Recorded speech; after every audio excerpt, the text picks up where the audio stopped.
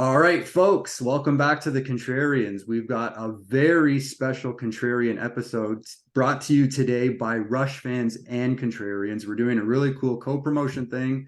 Rush Fans are a channel. They talk all about Rush. Go like and subscribe to their channel as well. They're kind of in this chat with us, the Contrarians. You can like and subscribe to our channel as well. We're actually talking here for a singular purpose. We're doing a Dark Horse album discussion about an album from the band Rush. So we both channels talk about Rush. So this is very current to what we both talk about. And we're going to be talking about the album Counterparts.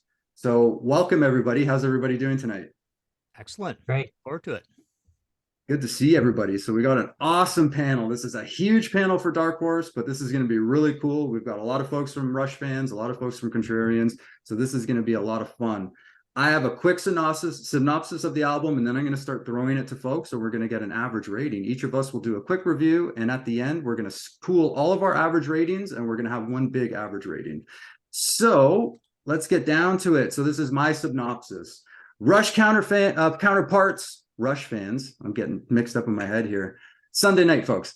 Rush Counterparts was released in 1993. It combines a classic Rush sound mixed with modern alternative. As a casual Rush fan, I found the album as underwhelming as its cover artwork. Though it sounded enough like classic Rush to me, it lacked compelling songs that classic Rush albums had, like By Tor and the Snow Dog or Necromancer. It did receive some favorable reviews with some quick quotes, such as AllMusic calling it their most honest and organic rock and roll record in over a decade. Cygnus X1 continuing to state that the album exploits their talents and songwriting abilities, and it currently holds an average rating of 3.75 on Prog Archives, qualifying as excellent addition to any prog rock music collection. Counterparts spawned two music videos, one each for Stick It Out and Nobody's Hero, which abandons the retro fantasy-esque lyrics of some of their classic albums in favor of heavier subject matter. Both songs were featured as side A and side B of the single released for the album. According to Cygnus X1, Counterparts was certified gold on December 7th, 1993, failing to hit platinum sales like its predecessor, Roll the Bones, although according to Wikipedia, it was certified platinum. So maybe folks in the panel can tell me where the wrong information is, or in the comments you can let us know where the sales actually fell. Other than that quick little intro, I'm going to start throwing it to our panelists, because these folks are Rush fans and they know the discography a lot better than I do. I'm not a Rush completionist. So we're going to hear from each of you, quick rating, a quick review and a quick rating of the album. And we're going to throw it over to Martin first. Let us know about Counterparts, Martin. Okay, so I'm here more or less as a co-moderator here with Marco, representing the Contrarians. I'm going to go pretty quick here. So yeah, it's funny. You look on Spotify and this and Roll the Bones, like there's a lot of songs here that don't even break like 1 million listens on Spotify. It's kind of weird, but yeah, I find this album to be, an interesting part about it is a Peter Collins production, but it doesn't sound like Peter Collins. And, you hear him talk about, we did an extensive sort of engineer search, which makes me think of a producer who is going to rely a lot on an engineer to do a lot of the heavy lifting. And I think that's what you get here with Kevin Shirley. He definitely dials in a much better drum sound here. I don't think there's really anything particularly alternative about it. It just sounds like a bolder, more well-recorded version of the Presto and Roll the Bones, but definitely a little heavier. Starting with Stick It Out, of course, which was an advanced single, and that really set the mood and set that narrative for people saying, "Oh, this is Rush's grunge album," plus the videos, right? But essentially, that was a very uncharacteristic heavy song. I love Animate as well. I think all the songs on here, they definitely have more of a strong, lyrical theme and presence unto themselves. So you definitely get some good songs on here. Just to point out a couple things, Double Agent, I think, is kind of interesting with that. It sounds a little bit like that Robbie Robertson hit with the spoken word thing, and then King Crimson Indiscipline and Van Halen Pleasure Dome, right? That sort of thing. I think the instrumental is really good on here. The weak tracks to me are probably Everyday Glory and The Speed of Love, which feel a little bit Hold Your Fire-ish, I suppose, a little new wavy. But yeah, I think Nobody's Hero is very strong. Cut to the Chase is strong. Cold Fire is really emotionally sort of devastating. Animate is probably the best song on it, even though they picked Stick It Out ahead of time. So for me, it's probably the best album since, I'd say, Grace Under Pressure. I probably like Vapor Trails a little more, but to me, it's finally a good recording again with some good bottom end. That's what I like about it. It's a good high fidelity album. I don't think they're writing particularly different than Test for Echo or the two before it, at least. The two before that, the Peter Collins ones, do have different arrangements. But I just think everything's correct, and you take the songs much more seriously than you do on Presto and Roll the Bones, where it sounds like they're playing in a little matchbox sort of thing. So I'm going to give this album a 7.5 out of 10.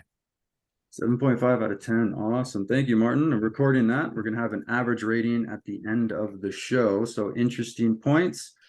Stick It Out being a song I saw a lot of polarizing opinions about online, but I'm going to throw it over to somebody who kind of represents both our shows, and I'm going to throw it over to Todd. Why don't you take it away, Todd? Let us know what you think about Counterparts. Okay, well, that's going to turn out to be a great segue, because Counterparts is an album I like very much, but I had a very difficult start with it, because I heard Stick It Out before I heard the rest of it, and I didn't like it, and I still don't like it. I don't like anything about it. I think that I am somebody that likes Grace Under Pressure through Hold Your Fire best. And I thought that the two albums after that, Presto and Roll the Bones, were still good. I had the same complaints everybody else did about the engineering, but I've also heard a lot of other Rupert Hine productions, and so there are some positives with him. But I do agree that it sounds a lot better, much better engineered. But I was really stuck on Stick It Out, and it really made me look at this album when it first came out in a very negative light, and I really had to be turned. And it's really funny, because when you think about Animate, it's got everything that a great Rush song should have, including synthesizers. It has a great Alex solo, and pretty much after Stick It Out, it kind of goes, there are two songs, Cut to the Chase and Nobody's Hero, that are both great. So even though I think it kind of stumbles at Stick It Out, I think it very quickly regains momentum. And my favorite song on the album is Double Agent, and it took me a long time to really discover that song, and now it's probably a top 10 Rush song for me. So I would say that, for everybody who likes a heavier, leaner Rush without any keyboards, there's someone else who likes the opposite, and I'm that guy. So after I finally, made my peace with this record, I ended up liking it a lot. So because all Rush is good Rush, even though I had some negative things to say, I'm going to give it an 8.5. Coming in hot, Todd, 8.5. Actually, you got a couple of high ratings, 7.5 and 8.5. Awesome. Interestingly, for me, who's kind of more of a casual Rush fan, Stick It Out was actually one of the songs that stuck out to me as one of my favorites from the album. Interesting. That's usually how it goes. But everybody cool, thanks. But me. Yeah, thanks, Todd. Awesome. I'm going to throw it over to a Rush fan next. So why don't we go with Alex Kelly. Take it away. Let us know what you think of Counterparts and your rating out of 10. Well, that album came out when I was at the end of college. I was a Rush fan since I was 10. So I was waiting for the next album. I heard the interview with Getty and Alex on Rockline, where they would play. Rockline used to play songs, and they were discussing the recording of the album, working with the Caveman. For me, it was the sort of thing where, as a guitar player, I really did appreciate that this had more punch than Roll the Bones, Presto, and certainly the 80s material. I love the 80s material. And quite frankly, I'll just go right in and say that for me, Power Windows and Counterparts are probably my two favorite albums, aside from, like, say, Moving Pictures and Permanent Waves. So it's nice. It's the sort of thing where I bought the album when it came out. Stick It Out was the lead single. I liked it. At this point, I would say Stick It Out and Nobody's Hero are the two songs that I would be less likely to play while I'm driving. Speed of Love is a low point for me in that respect. I'm not as jazzed about that. I always loved Double Agent right away. Alien Shore, no one's going to mention Alien Shore. Alien Shore rules. Powerful song. Come on. Animate. Now, the funny thing about that, when people could say, Alice in Chains is the sound that they're going for with Stick It Out. One guy actually said that to me in '94. Actually, I can hear some Pearl Jam and Animate, and I'm not saying that in a negative fashion. I'm not saying that to impugn them. They were always of their time. They were listening to the Police in the early '80s. They were listening to everything. So to that end, I would say that hearing Animate come in, and also in the '90s there was like that big push into union viewpoints. Tool and various musicians. Various bands were very union in the early '90s. Animate is a total union lyric fest. So they were of their time. It was a heavier album than the previous, almost decade. I do like it better than Test for Echo. I do like it. It's a Vapor Trail. Well, we're not going there. So in that respect, overall, I do like Everyday Glory.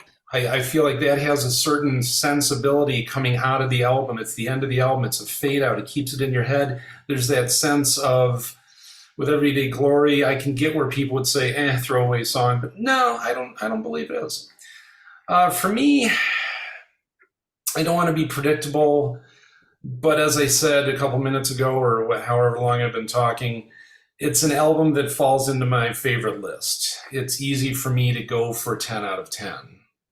I'm going there because, as I say, when I think of what came before, what came after, I say it's worth 10 out of 10. That's just me. Okay. Hey, no need to explain. My Marvel buddy. Very cool, Alex. Exactly. Secret Wars. Awesome review. So far, we're skewing pretty high with the ratings. Let's see if this trend will continue with another contrarian. Johnathon, let us know what you think of Counterparts. Are we continuing this trend, or are we going to turn the corner a little bit? I think we might be turning the corner a little bit here. So I wanted to give you an introduction on what got me into the Counterparts album. So I've been a Rush fan for about 25 years, and one of the first albums I got was a triple live album, Different Stages, which is, I always say it's the best Rush live album because it has 3 CDs. It has the most songs. So that's how I always defend that argument. But so there was 4 songs on there that I really liked. I liked Animate, Nobody's Hero. Every time Alex plays guitar, to me, that's a treat. I love Alex's guitar playing, whether it's acoustic or lead. It's just spot on for me. Stick It Out, to me, is a great song. It reminds me, his guitar tone reminds me of Jerry Cantrell. Sounds like Alice in Chains a little bit. When I first listened to it, I'm like, I love that tone. I love that. That to me, I really like that song. And Leave That Thing Alone was on that album too, which I think is a great instrumental. So after that, it prompted me to buy Counterparts. So the first song, Animate's great. Stick It Out, great. Cut to the Chase. I love Alex's guitar solo in that. Nobody's Hero, really good. And then it just started between Sun and Moon, Alien Shore, Speed of Love, Double Agent. I've tried. I really have. I just cannot get into those songs. Leave That Thing Alone, I just said I really like that. Cold Fire, Everyday Glory. There's half the songs I really like on there and half the songs I just cannot get into. And when I compare this album to like Hemispheres or Permanent Waves or Moving Pictures, I just can't do that.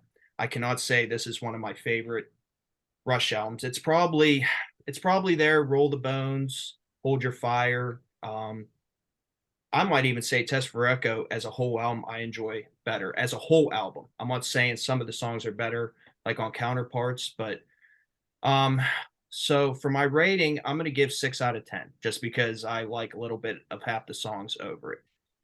It's not, I don't hate any Rush album, so when people watch this, I don't hate Rush, any Rush album. I just like, when I'm comparing this album to the 70s and 80s Rush albums, I just can't go there. I just can't. So thank you. Thanks, Johnathon. And I know you play quite a bit of guitar too, so appreciate thanks. Appreciate the opinion on the guitar playing. So thanks, Johnathon. Yep. All right, so we're starting to get a little bit lower with the ratings, and I'm going to throw it back to Rush fans. So let's go with Paul. Take it away, Paul, and let us know what you thought about Counterparts. Perfect timing. My mother-in-law just walked out here, so all right, it's all good. So what does she think about Counterparts? Does she like Counterparts? That's the big question. That's the big. I'll have to ask her later. Background on background on this album. I've been a Rush fan since I'd say late '91. So Roll the Bones had already come out. So when I got into the band, I went back and listened to every album chronologically from the first album and worked my way up. So I was listening. They were like all new albums as I'm learning. So I'm hearing the evolution of their sound through the '80s. And I'll be honest, 30 years ago, the '80s period, like, I had a hard time with it. And then, Presto, then Roll the Bones. I'm kind of like, gosh, what's, and then Counterparts came out and it was my first new Rush album. And I was just so happy when I heard it right from the get-go. The heavier guitar sound, more in your face. Kevin Shirley came in and said, nope, not as much reverb. We're getting more raw, more just, I guess, back to their rock roots. And right from the start, Animate, right into Stick It Out, Double Agent's a huge good one of my favorites. I don't have any like songs that I might skip when I'm listening to it. But I play drums as a hobby, so I always focused on that. I think at this point Neil was I don't know if he was struggling, but I think this is just before his Freddie Gruber days for Test for Echo, and he kind of changed the way he would approach the drums. So I think he was not getting stale, but if you read about it online, he's talking about how he's trying to be less rigid and put more improvisation into fills and stuff like that. So, but overall, the album for me always has a special place. It's always in my top 5 albums for this band. So I have to give it a good solid 9 out of 10.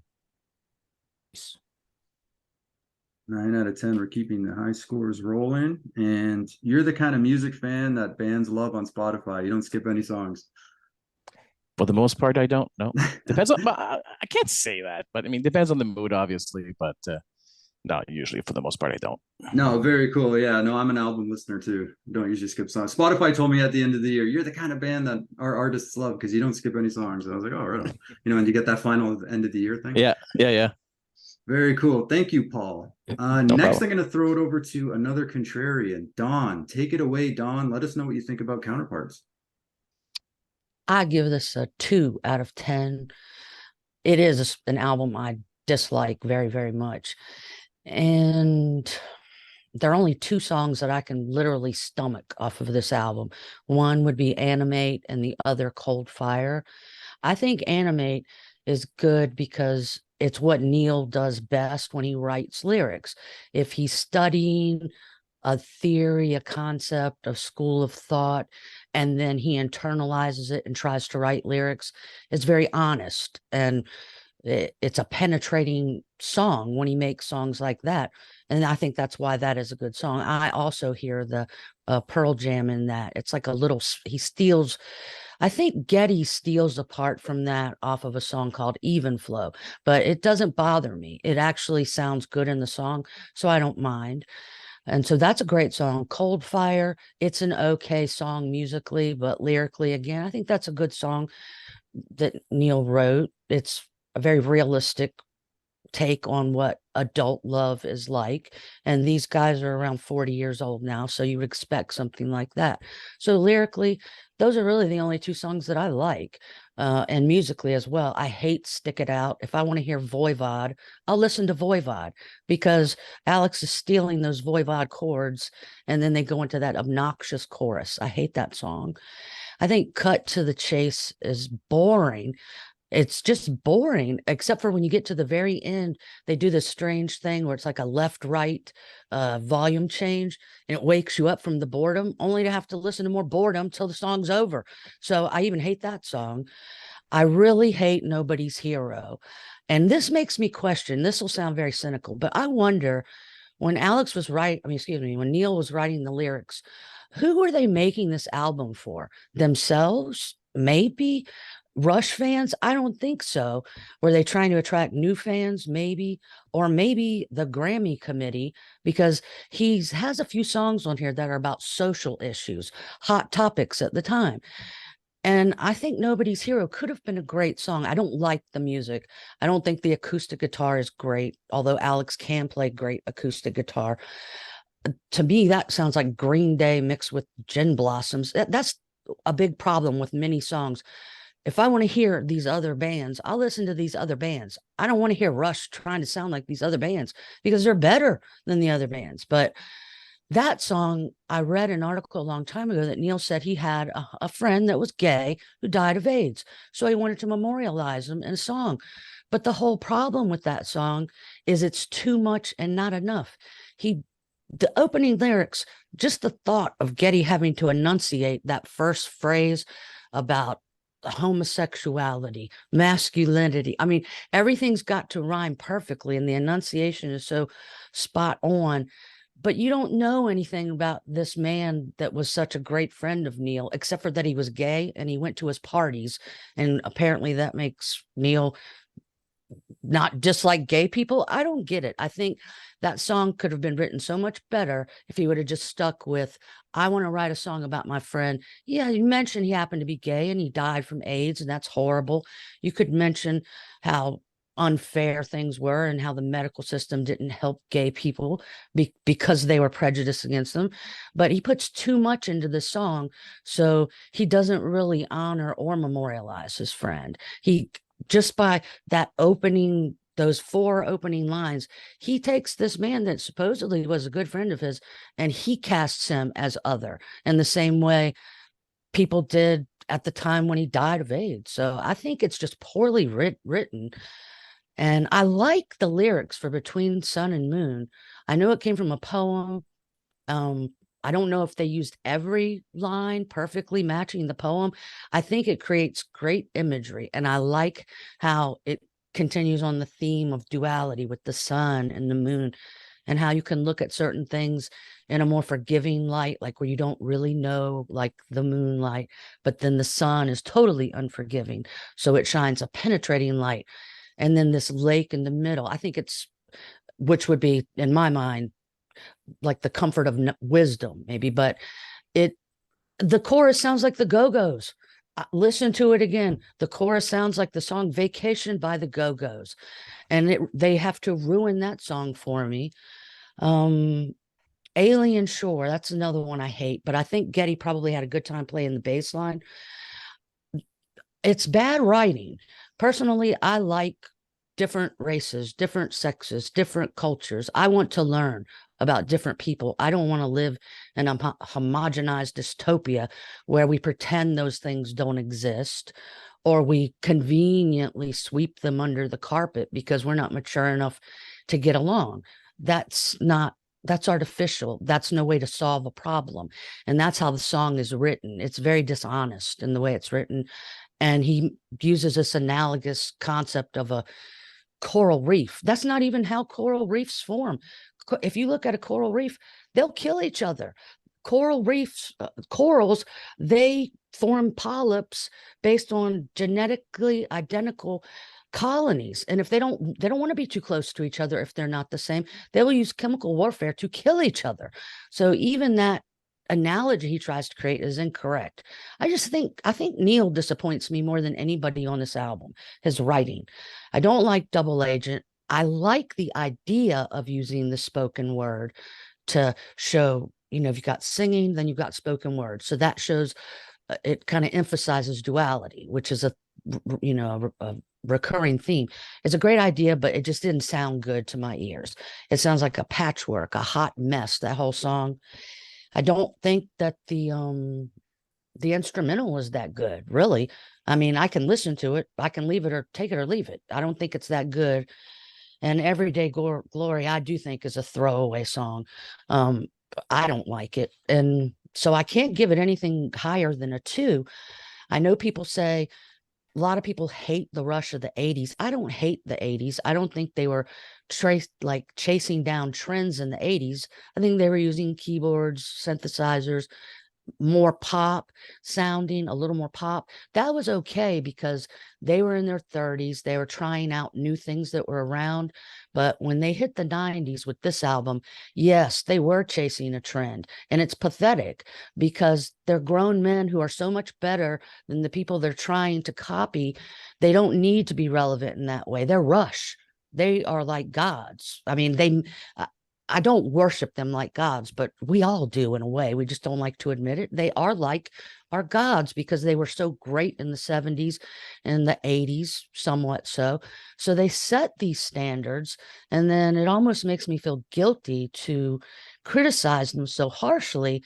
But I have to, because they're the ones that set the bar so high, and they failed so miserably in my mind with this album.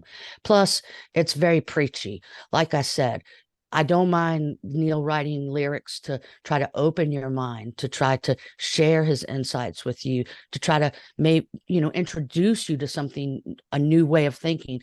But so many of these songs, Alien Shore, Nobody's Hero, they're so preachy. I don't want you preaching at me about these things, because I don't even think you have a grasp, honestly, of what you did in these songs. I hate to sound so mean, but I have to give it a I two. don't think we're going to see you on Rush Fans anytime soon. I love but, Rush. I'm wearing a Rush t-shirt. I love Rush.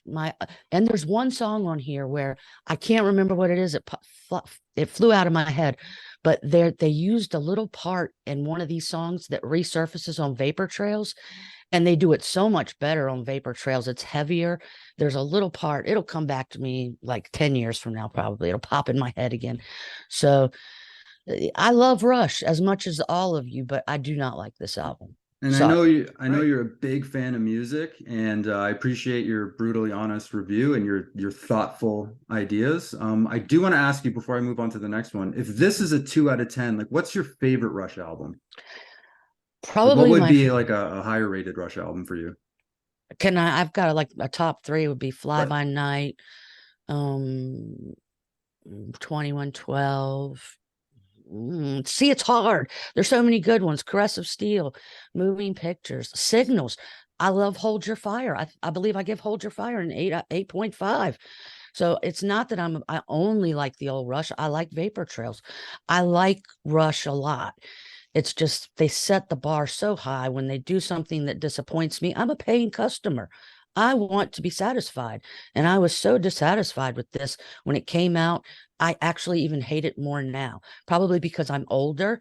And so I feel like I have a right to hate them more now. And I don't even like to be talking mean about a dead person. Neil's dead. I feel horrible, but I have to give my honest opinion. And we appreciate you for it. And I'm going to throw it over to Rush Fans next for their counter argument on Counterparts. So why don't we throw it over to Ryan next? Looks like you got something to say, Ryan, and I'm going to let you take the floor. Well, yeah, Dawn, with all due respect, where would I rather be? Anywhere but here. That of course is a quote from Double Agent. Well, let's cut to the chase, shall we? This is a 10 out of 10, period. End of story. This is Rush returning to their nuts and bolts, hence the cover art, which one of you, I think Mark, I think it was you, but sometimes, or maybe it was Martin, sometimes simple is better. And while this is not here's a pile of flats from it. Yeah, while this is not moving pictures or power windows or grace under pressure perfect, it's still solid. And it still represents the theme of this record, which is the duality. It's things that go together. It's counterparts. It's peanut butter and jelly. It's, I don't know, there's a whole bunch of counterparts in the internal artwork. There's yin and yang, there's tic-tac-toe, there's you and I, there's the theater masks, like think Motley Crue, Theater of Pain. There's a whole bunch of counterparts in the internal artwork. But let's see. Preference wise, my favorites: Double Agent, Animate, Alien Shore, in that order. They're my top 3. Love the spoken word in Double Agent. Love Animate. Love the funkiness of Alien Shore. I'll get into that in a second. Least favorites, well, I think they're all good. I gave it a 10 out of 10. So I think, I guess, yeah, just my least favorite is Stick It Out. It's just, and honestly, Todd, I think it was you that said you didn't like Stick It Out, or I think it was you that said that. Stick It Out was the first song that I heard from this record because of the Time Machine tour. And somehow now it's become one of my least favorite from the record. But I want to go through highlights and lowlights, and of course there are a heck of a lot more highlights and very few lowlights. The The band presumably thinks that Animate, Stick It Out, and Leave That Thing Alone are probably the best three on the record, considering they played them later in their career. Time Machine Tour, R40. Highlights: Alex's solo and Cut to the Chase, absolutely fantastic. Geddy's playing of that funky bass guitar on Alien Shore. Alex's guitar work on Between Sun and Moon is phenomenal.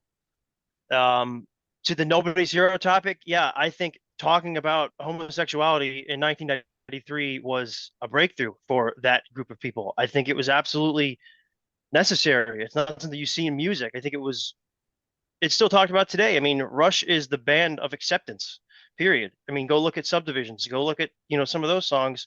They're doing it now with they're not alienating a group of people. They're actually bringing them on board, in my opinion. I think that's kind of what they're doing with Nobody's Hero. And Everyday Glory, the supposed throwaway song. The lyrics in this ending verse are absolutely fantastic, which more or less give hope to the listener. If the future's looking dark, we're the ones who have to shine. If there's no one in control, we're the ones who draw the line. Though we live in trying times, we're the ones who have to try. Though we know that time has wings, we're the ones who have to fly. I think that's possibly Neil's best lyric writing ever.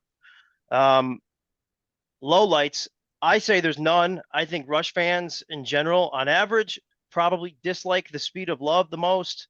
But I do think, to turn that in a positive light, it shows that Rush can write love songs with their own twist, and there's a counterpart to this song on the record, Cold Fire, in my opinion. So comparatively to other Rush albums, I have this in my top 2 of the final 6. So post 1990, I think it's up there with Clockwork Angels. I think it's a fantastic record. It's in my top 3, but I will be contrarian here and say this is a better record than 2112. This is a better complete record than 2112. Yeah, I kind of wanted to throw up in my mouth a little too, Dawn, when you were shitting all over this record. But yeah, I mean, yeah, I think it's a better. Don't get me wrong, 2112 did wonders for the band. I mean, I'm not discrediting that. And 2112 is not a bad record. Rush doesn't have a bad record. But conceptually, thematically, I think as a full album, this album stands over 2112 in my opinion. And it's a concept album. 2112 isn't. Many people say it's a concept album. It's really not. It has a concept song. So it has a, and again, before you scream and yell at me in the comments, 2112 is awesome, but I think this record's better. I just think it's a better overall record. 10 out of 10. Okay. 10 out of 10. I was just going to ask you what your rating was, and I was 11 the out one of that 10. Can I do that? We'll leave it at 10 out of All right. 10. 11 out of 10 might skew it a little bit. Off the record, it's 11 out of 10, but on the record, we'll There you have go. it as a 10 out of 10. I was the one that said that I thought the cover was a little underwhelming, but now that you explain that concept to me, I actually appreciate it a little bit better. So this is why we're all coming together. We're all giving our Well, opinions. yeah, I and we're mean, all learning, right? it's So they deferred back to their nuts and bolts of 2112 of their 70s Rush, and that's what's quite literally on the cover. I think Hugh Syme, it's pretty easy to do, I would assume, but it's simple. But it's quite literally, nuts and bolts Rush. So simply all yet right. effective. Thanks, Ryan. I'll just add one thing, Ryan. So it's simple, but when you take in the entire booklet, he's probably had to do more work on that booklet than most booklets, right? Although, I mean, they start getting more elaborate over time, obviously, but compared to an early days album cover, he had a lot to do there. Yeah, he totally did. Yeah, I would agree. Yeah. All right. Thanks, Ryan. Thanks for representing Rush fans on that. And let's go back to the Contrarians and let's go with Jamie. Jamie, are you for or against Counterparts? What's your thoughts and what do you rate it out of 10? Well, I'm for it. I like this album a lot. Trying to think of exactly what there is left to say. I don't really have much of a history with it because I was 1 when it came out, so I didn't hear it then. I heard it kind of with everything else. I do really like this album. It for me, it goes down really smooth. I can listen to this album from beginning to end, anytime, anywhere, feel really good about it. I love all of the music on it. I would, in terms of like the lyrics, I do think in parts it's a little clunky. Neil's a really smart guy, and sometimes I think that's a double-edged sword. Sometimes he'll use a $10 word when like a 10-cent one would be much better. And like scan. In particular, I'm thinking of in Cold Fire, there's this one really awkward lyric that's like, or line that's 12 syllables long. The flame in the heart of a pawnbroker's diamond. You can hear Getty rushing through that because it's just too long for that part of the song. And there's a couple of parts like that, like on Nobody's Hero. I don't know. It's really awkward, I think, in the line of the album, because you just finished Cut to the Chase. And then Nobody's Hero starts. And that first line is so weird when you hear it for the first time. It's that he was different in his sexuality. It's a really awkwardly phrased line, and it kind of comes out of nowhere. You're like, okay, where's this going? But I do like the rest of that song, even though I think the chorus kind of loses the point because it's listing off heroes. It's like if somebody who lands a crippled airplane and solves great mysteries, which is a really weird thing to add there. I don't know how that fits in with like solving diseases and all this other stuff. It's not like catching criminals. It's like Sherlock Holmes. It's very odd. But otherwise, I think the bass on this album is really, really good. I just and some of the drum parts I do like Speed of Love. And one of my favorite parts of it is the sort of like rolling snare part near the end that I think really, really works. But yeah, in terms of like the concept, I do think it works if you squint really hard. This idea of duality, it's there in a lot of the songs. It's not there the whole time. And it's also a theme that Neil deals with a lot. It's throughout the entire catalog. So I don't think it's hard for them to get there. Neil loves the number two. He loves like a contradiction in a pair. You see it everywhere. Like 2112 is about opposing forces. You have two parts to Cygnus X1. Hemispheres is about two things. You have the two sides of the brain. You have Camera Eye has two parts. It's just everywhere. And in the lyrics too, you'll see it over and over and over again, which kind of, I think, makes this sort of a natural place for it to go. But yeah, I do really like the album. It's not like what my favorite Rush album of all time, but like I said, I can listen to it whenever. I give it like a 8.5. Okay. 8.5. Awesome. And Jamie, I know you were in our Lost Caress of Steel album. Just real quickly, what did you give that one out of 10? Just so everybody knows your opinion on that, because that's lost forever now.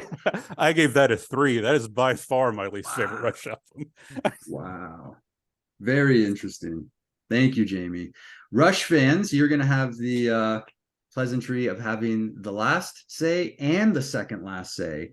Because somehow, I think because we started with Martin and then Todd represented kind of both. So we're going to throw it over to, let's go with John next. And then we'll have Adam with the last say on Counterparts. So go ahead, John. Thank you. My story kind of mirrors Paul a bit. This is like when I became a Rush fan. I was 15 when this came out. The first Rush album I heard actually was Grace Under Pressure, because someone had introduced me to that. And this is the first new Rush album I got. So over the years, this album has kind of changed for me. It's an album I always really liked. And now I appreciate it more since I've learned more about the Rush catalog. I went back and I listened to all from beginning to end. And, you know, I just felt like this album had a lot more bite than the ones that came before it. I think there's some good stuff on Presto. There's some good stuff on Roll the Bones. But there's a certain bite, a toughness to this that those couple albums lacked. I give it a 9. I love the songwriting on this album. Ryan, that part you mentioned about Everyday Glory, given what we've been through over the last 2 or 3 years, those lyrics were so freakishly like present. I don't know what Neil saw back in 1993, but I mean, those lyrics really hit home after what's happened in the last couple of years. You're right about Nobody's Hero. Just acceptance of a friend being gay back then was a huge step forward. It's unfortunate that's what it was, but but that was a huge step I think Rush took.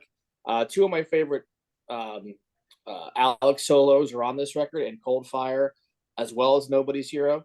This is also the first Rush tour I saw. This album really sounded great live. Even the songs I didn't like at first, I love now. I did not like Double Agent when I was young. I don't know why. Maybe the spoken word or whatever. But I listened to it again and I thought, wow, this is incredible. It's like nothing I've ever heard before. So I love this album. I think this was my favorite latter day Rush album, like 90s going forward, until Clockwork Angels just came out and blew me away. But I think this album really, I know what happened after the Test for Echo and the whole hiatus with all the, the tragedies in Neil's life, but I think this album kind of paved the way to Clockwork Angels. So this album got him back on that path. And I think it's a really important part of their catalog. I think the playing is really good. The songwriting is really good. There's not a song in this album that I would skip over. The reason I give it a 9 is because I'm kind of a hard grader, I guess. Like if I was a teacher, I wouldn't give too many A pluses. But yeah, I love this album. It's so sturdy. Cold Fire is probably one of my top 10 Rush songs. Nobody's Hero is a top 10 Rush song. And The Speed of Love, I know obviously it's not a quote unquote, doesn't sound like a typical Rush song. I think Neil said in Beyond Light of Stage that there is no such thing as a typical Rush song or a typical Rush thing. It's just whatever they want to do. So yeah, I think it's a killer album, and I think it's really important. Like I said, it just kind of got them back on track. That gave us Vapor Trails, gave us Clockwork Angels. So I give this album a 9. It means a lot to me because, like I said, it was the first Rush album I bought. So, emotionally, I'm really attached to it. But even away from that, the music on this is killer. And I love it to pieces. So I give it a 9. Nice. Okay. Very cool, John. Very cool. And it's cool to see how lyrics can find new meaning in society when things change and things like that. So that's really cool. Sounds like some of the songs grew on you as well. So very cool, John. Thanks for the review. And Adam, you are last but certainly not least. I wonder if you're going to give us a low rating or a high rating since you're Rush fans. I'm going to assume the latter, but take it away, Adam. Let us know what you think about Counterparts, and the floor is yours. You have the last say. Awesome. Yeah, so I will say going into this, I was prepared to give this a 6 out of 10. And I mean, whenever I rate a Rush album, it's really hard for me to rate them because at any given point, an album is going to speak to me and what I'm going through way different. And so right now, I've been listening to it for the past couple of weeks and it hasn't really spoken to me as much. But then listening to everybody's points of view and getting to revisit this album in a more deep way conceptually, it's boosted it up where right now I would give it an 8 out of 10. And I think it's pretty emblematic of what this album is to me, because when I first listened to it, it was a very similar thing to Todd. I heard, I got to Stick It Out, and I just was completely turned off. And so I didn't really clue back into the album until Leave That Thing Alone came up again. And so it took me quite a long time to even go back to listen to this album again after I heard it the first time. Because I was only 2 when this album came out, and so I didn't discover it until I was already pretty into Rush and was solidly in my 80s Rush phase. And so then when I listened to this, it was so different from that that I was kind of turned off by the sound, especially since Stick It Out is, right there at the top of the record. And so as I grew older and as I've revisited these songs individually and then gave it another chance all throughout from top to bottom, I can say that it has really grown on me, and I love the message of this album. I'll start with a couple of low points for me. I think as has been alluded to previously, I think sometimes the structure of the album, the ordering of the tracks, is a disservice to it. I don't think it necessarily frames the concepts as well. I think that front loading it with the heaviest songs sets your expectations a little wonky for what the rest of the album is. Because all of the songs are beautiful in their own way, but I think front loading the ones that were heaviest makes it so that when comes to Nobody's Hero, you aren't ready to go that far in the opposite direction. And so I think some reworking of the album order could have helped it a little bit. But I will say that Leave That Thing Alone is probably one of my top instrumentals of all time. I think they, really captured what instrumental music can be. I love the theme and variation. I love the trading back and forth of who's got the melody. And it's like a little masterwork in composition. I love that you get to have these little glimpses of what each of them bring to the table with their instruments. And it's concise. It's, packs in as much musical journey as Lebel Strangiato, but in about half the time. And it just speaks to how much they had progressed as musicians, that they could do something like that and make it seem so effortless. I think lyrically, it's just such a beautiful album, with Neil exploring these very prescient topics and these evergreen topics in such a way that they can stay evergreen. And I think I will point out with Nobody's Hero, often it gets, because he did write it as a tribute to his friend, it gets overlooked that the second verse was also a tribute to someone that he knew, and a tribute to a tragedy. And so I think the way he links it is with the chorus and with the last verse where he turns it on and he's speaking directly to us as the listeners. And he's framing it as such that the world at large is not going to remember you, but as we who have a connection, we will remember each other, and that we can be heroes to each other. Even though it's not going to be anybody else's hero, we can at least be heroes to each other. And I think that is that's kind of at the heart of what this album's message is, that the world is going to be what the world is, but we can find it within ourselves and within our sphere to be heroes to each other, to lift each other up, and to find a way to just live our best lives. And it's a very motivational album to me. I love the ebb and flow, the give and take in all of the composition. And I think, like any true piece of art, it requires us taking a step back, internalizing, revisiting it.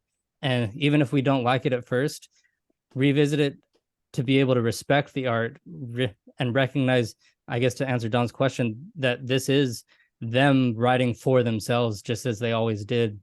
Just like what 2112 is their moment of saying, we will continue to write for us, because we're the ones that matter in our art making. If anybody else likes it, then great, but we owe it to ourselves to write what matters to us. And to me, that's a very inspiring message. And so yeah, I'll give this album an 8 out of 10. And just really appreciate everybody's insights to help it click again for me. Is kind of like rediscovering this album again. Nice. Can I just add two things real quick? Yeah, go for it. So first of all, speaking of like well before its time with Nobody's Hero, Alien Shore also very before its time, dealing with gender equality and race equality and all that, which is pretty awesome. Secondly, Adam, you mentioned first of all, Adam has his own podcast called Rush Discush. You should check it out. He's also frequent on our channel. But you mentioned Leave That Thing Alone, and in Martin's super duper awesome Rush book here, Driven, Rush in the 90s and in the end, Neil calls Leave That Thing Alone our best ever instrumental. So I don't think you can knock that. I mean, that's strong words, considering they also have YYZ/YYZ, whatever you want to call it, and La Villa Strangiato, and some other awesome. And those are fighting words right there, So that's pretty high praise for the instrumental on this record. So just two things I wanted to add. I'll just add a quick thing Very too. cool. So Between Sun and Moon, of course, is co-written by Dubois. So this is a continuation of, in context to the Moon, Sun voices, Moon voices, Beyond the Moon, all that sort of thing. So this is him, he's got those few Rush things, but this is one that has a link to Max Webster, which is kind of cool. And one last thing I want to mention, there's a neat kind of joyous Who type tribute part in that song as well, right? Where there's just kind of like an instrumental part that hey, it reminds me of the Who kind of thing, and they love the Who. So very cool, Martin. All right. Thank you, everybody. Don, you really quickly. Well, I don't want you stepping on any more toes tonight. I was 21 when this album came out, and I don't remember the world in 1993 as being a terribly hateful place for homosexuals. Or lesbians. I don't remember. I know that we have made progress since then, but I don't remember the world being such a terrible place. And I would challenge any of you who like Nobody's Hero, tell me one thing about Neil's homosexual friend other than that he was gay and he had parties, or tell me one thing about the poor girl that was murdered by a serial killer, I believe, other than she's a victim. You've learned nothing about the value of these two people as human beings. Therefore, I think Neil failed in what he wanted to do. It could have been two separate songs, would have been great and impactful, but as written, neither. We know nothing about these people and their value as human beings. So in a way, he marginalized them in the same way that he felt that society did. And that's sad because he's a better songwriter than that. That's all I would say. Okay, I'm going to let Rush fans have a quick rebuttal to that last point, and then we'll wrap it up. It looked like Adam was going to say something, right? Yeah, I think with the way that Neil wanted to be treated, I think he respected these people in the way that he would want to be treated, and that he wouldn't want people to know all of his intimate details. And so he was respecting them as people and giving them the respect they deserve by not splashing their stories for everybody to just have, but saying, you meant a lot to me, so much so that I will honor your memory forever with these lyrics. I was going to say that he's such a private person to begin with that it's done subtly and respectfully at the same time. And I love how we've had a respectful debate tonight, and I really appreciate everybody's separate opinions. And I want to say, as an average rating for Counterparts as a whole, Contrarians and Rush fans, we gave this album a 7.85 on average, with the median. I did it too. There you go. The median number being 8.5. Our largest count was 10, and our smallest was 2. So that is our collective review. This was an awesome partnership, and I think this episode is going to go down as one of the classic episodes in the Contrarians archives. This was incredible, and I really appreciate Ryan for reaching out, Rush fans for taking part, Rush Discush, go check that out as well, Adam's podcast, Martin's books on Rush. Like, we're all Rush fans, we all love music, we all came together, and I really appreciate the respectful debate that we had tonight. And actually, I think this is some cool music that we're shining a light on, that all you folks at home, if you're a casual Rush fan or a deep Rush fan, go check out Counterparts. And other than that, give Rush fans a like and subscribe. Give us a like and subscribe. We'll see y'all next time. All right. See you guys. Thanks again.